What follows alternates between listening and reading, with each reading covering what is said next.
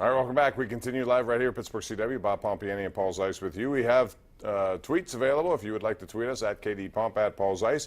Captain USA pretty much agrees with you, Paul. He says, I must have missed this, but what has Odell Beckham ever won? I bet the Browns stink again. I'm not going to go that far. They have a lot of talent, and I think they're a team that has the potential. Now, that's just the word, and just like talented rosters you see around NHL that has underachieved, you got to still go out and play it. Ron Matthews says this, it's interesting, Paul. It was very telling that some Penguin players admitted that the Islanders wanted it more. And Evgeny Malkin specifically also said we need more structure, which is a shot at Mike Sullivan, I would suspect. But Sullivan also said you can't win when you don't protect the puck, you throw it away, and you're undisciplined. You know, so what is it at this point, do you think? A little combination of both. I mean, of everything. Mike Sullivan's system, I think he needs to tweak it to fit the personnel he has. I think he's got some guys like Chris Letang that need to reevaluate the way they play. Bob, I think that the most disappointing thing about this team is it feels like the stars are in some ways starting to do their own thing. And I'm not saying they're tuning out Mike Sullivan, but when he first came, he brought an edge, and they all bought into everything he was selling. It seems pretty clear to me that Malkin and Castle, at the very least, are a little bit hesitant to, they're a little bit, I guess, annoyed by Mike Sullivan in some ways. And I think that Letang is back to being, a guy who plays with very low hockey IQ. So they've got an off season where it's going to be really interesting to see what they do and what they can do, because they've got a lot of contracts that I think are not very, they're not very going to be very easy to move. No, they won't. But as far as Letang is concerned, I do think, he had a wonderful regular season. I'm not ready to move him because they need puck-moving defensemen to play the style of hockey they want to play. They have slow guys. Jack Johnson's slow. Goodbranson's slow. Mata is slower. You got to have guys that move the puck, and Letang can do that, but you got to stop him from making those kind of plays, high-risk plays that create odd-man breaks, and that was a problem. Let's go to the lines here.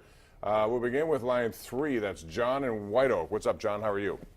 Hey, how you guys doing? Good, thanks. Hey, speaking of Mike Sullivan, give me a second to make a point here. I come from an era where you do push-ups after you get knocked down in a ring, where you're hitting 4 nights a week, okay? Mike Sullivan, when you're talking Mike Sullivan, you got 2 minutes and 40 seconds left to go. It's the end of your season. I don't give a crap if it's the last game or not. You get that, pull that goaltender with 2 minutes and 40 seconds. Don't let an offsides get it and set up. That was the first time we had that down in there for a minute, pounding that goal in there. He left that goaltender sit with 2 minutes and 40 seconds left to go. So we have an offside. They set up, and then they score a goal. I blame that on Mike. They scored a goal on a 180-foot shot that just really was a desperation throw at the net. And if it misses, faceoff comes back. You can say that, but if you're down 2, I get that, 2-3 minutes. When you're down 1 goal, Paul, 2:40, I mean, you still have time to get one more before you pull a goalie. If you pull a goalie and something strange happens, you immediately end your chances with 2 minutes and 40 seconds. There's a lot of that. That's one of those strategy things that when do you pull your goaltender, and is it different in the playoffs than it is, in the regular season? I don't think it is. I think you play it the same way. Line 4 we go. Brad in Punxsutawney. Hello, Brad. How are you? Good, guys. How you doing tonight? We're good, thank you. Hey, I'm going to make 2 quick points and then listen to what you have to say. Point number 1, I'm very still excited that in 4 years the Penguins have won 2 Stanley Cups. So, I think we've been spoiled a little bit. Yes. My second point is, and I don't think we're ever going to see it come to fruition because I'm probably not in the majority, I still feel Phil Kessel could be a major part of this team. And what I'm coming at is he played mainly between the second and third line all season. He scored 82 points. He averaged a point a game. The times that he was thrown together with Crosby, they seem to have some success. Now, I know the rumors are that Crosby didn't want to play with him, what have you. But if he can play with them on the power play, why can't he play with them on a regular shift? That just hasn't happened. I'm not sure. First of all, Kessel has only 3 goals in his last 24 playoff games. He is a goal scorer. That's why he was acquired here. He has not had the kind of season I wanted him to have. He went through streaks where he was almost invisible. Now, He having also- said yeah, that, go ahead. you know, when he's on his game, Paul, you notice him because he has a shot that can change things in a hurry. That's what we saw when he first came here in back-to-back Stanley Cup seasons, but we haven't seen that much recently, and I wonder about it. Is it the right fit? Do they want to try Well, to I move mean, I some think cap the other space? thing What is do they how gotta many do? of his goals this year in points came on the power play, and how many of them were even strength. He's you a know? power play guy. You know what I yes. mean? So to me, I think the thing about Phil Kessel is he's one of those players that always feels like there's an expiration date. And it's coming close to that. If it hasn't been there yet, it's coming close to that. I just think that he's a guy who, you know, next year it'll only get worse. I wonder what they're going to do about their defense, though. That's the thing that really stands out to me because, as I said, you need puck movers. They have Schultz, who's one, Letang, who's one. You know, you look at some of the guys I mentioned before, they're not that. And if you're going to play the way they have to play, you've got to get the puck out of the zone quickly. You've got to make sure. Well, how about go the other way?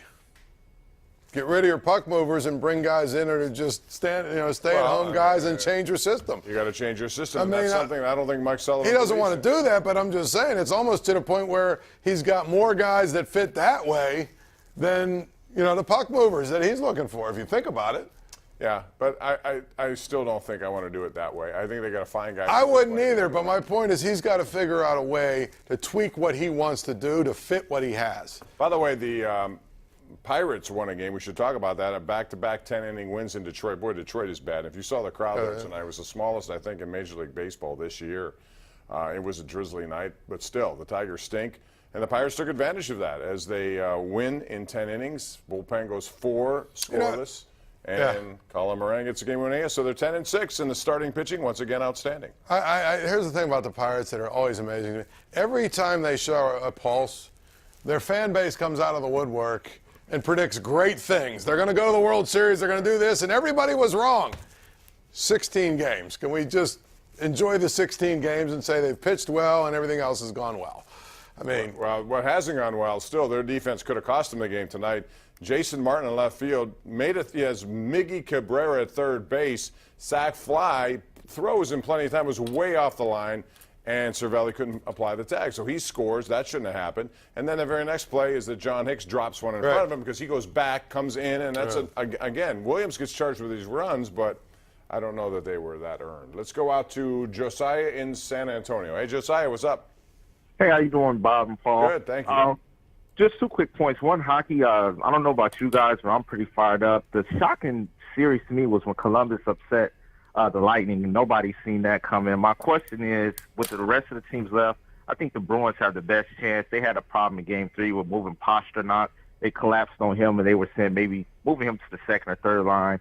And my second point with the Steelers, if Greedy Williams and Devin Bush are still available, who would you rather get? I say Greedy Williams. I say Devin Bush. That's who I would take. Thank you, Josiah. To your first point, Columbus could go all the way. I mean, they have veteran guys who are playing together finally. Bob Roski was really good, and if he's good like that, okay, we'll see. I think the Islanders could make a case. I'd never thought I'd say this, but I think Vegas is the team to watch because they're scoring a lot of goals, and Marc-Andre Fleury got another shutout last night. That's 15 in his career. Yeah. They look like a team that in no way is going to be stopped. It's funny, people are still not talking about the team that won it last year. And the Capitals, to me, if Braden Holtby plays, and he didn't play well the other night, obviously, but if he plays the way he played last year in the playoffs, that team is as complete of a team as there is.